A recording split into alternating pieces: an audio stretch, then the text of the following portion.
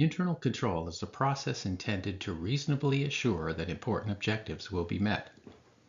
We want to operate efficiently and effectively. We want to report reliably.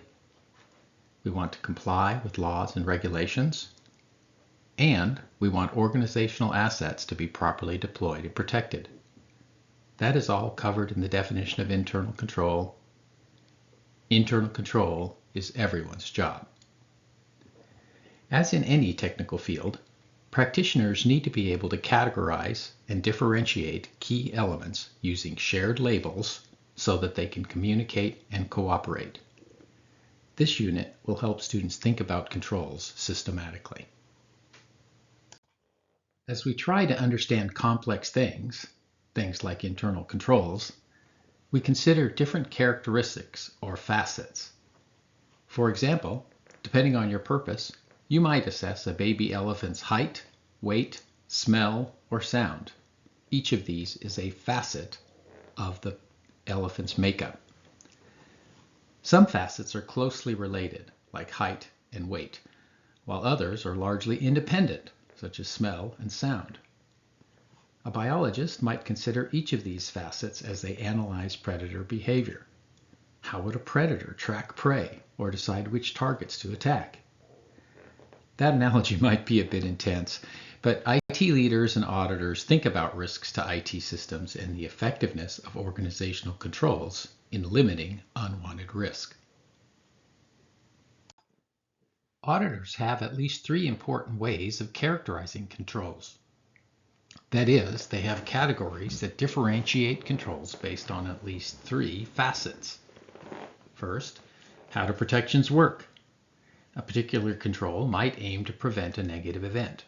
For example, an organization might require that testing is done before any important changes are made to key systems.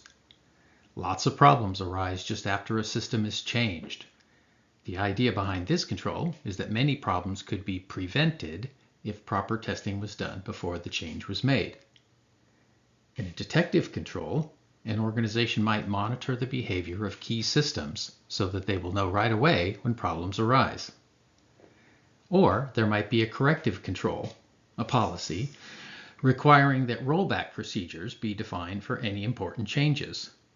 This neither prevents nor detects the problem, but once detected, it helps reduce damage. Controls are often categorized by their scope. Does this control work within one application or system? Or is it a general IT control that protects a number of systems? We can also consider the action of a control. Is protection provided automatically, or does it only protect if a human takes action? Course materials will talk a lot more about these distinctions, but I think you can readily imagine how these distinctions help an organization figure out how much protection a control provides and plan on how to validate control function. Auditors and other IT professionals use this shared system of classification so that they can precisely and accurately assess and communicate about controls. Internal control systems are integrated. The parts of an integrated control system rely on one another to be effective. There's lots of ways to think about this. The control environment matters. Does the organization really want people to follow the rules? Information is needed to operate controls and to understand control effectiveness. That takes a systematic effort. It's also important to understand how IT audit fits into things. Organizations look to auditors to validate control effectiveness. Auditors, then, look to see if claimed controls are in place and effective, and look to see if the organization is aligned appropriately with various control standards and frameworks. Different audit engagements focus on different benchmarks. Inevitably, some controls don't work as well as expected.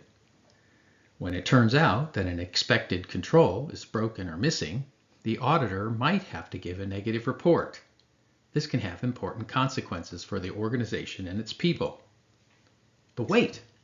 Sometimes one control is missing or failed, but other protections are in place which offset the same risk.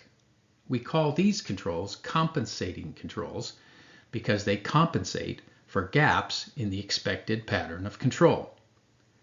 In other words, classify a control as a compensating control only as part of a narrative.